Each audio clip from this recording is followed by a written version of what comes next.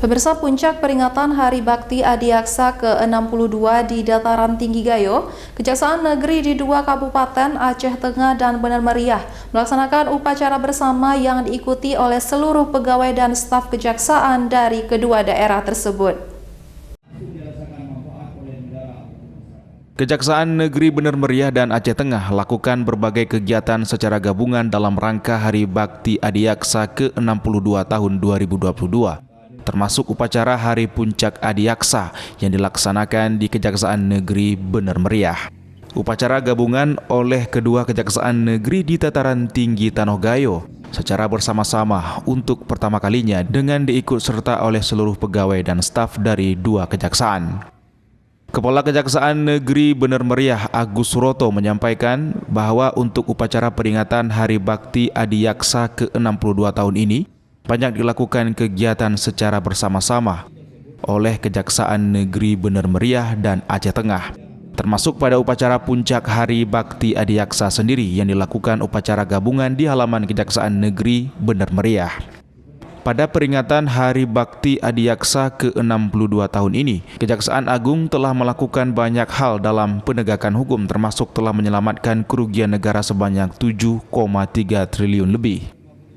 Kajari Bener Meriah juga menyampaikan bahwa Kajagung RI, Bapak Burhanuddin menyampaikan 7 perintah harian kepada keluarga besar Adiaksa, yaitu tingkatkan kapabilitas dan integritas dalam pengembangan kewenangan berdasarkan undang-undang, kedepankan hati nurani dalam setiap pelaksanaan tugas, fungsi dan kewenangan, wujudkan penegakan hukum yang berorientasi pada pelindungan hak dasar manusia, tingkatkan penanganan perkara yang menyangkut kepentingan masyarakat, akselerasi penegakan hukum yang mendukung pemulihan ekonomi nasional, jaga netralitas aparatur kejaksaan guna menjaga persatuan dan kesatuan bangsa, serta meningkatkan transparansi akuntabilitas kinerja kejaksaan.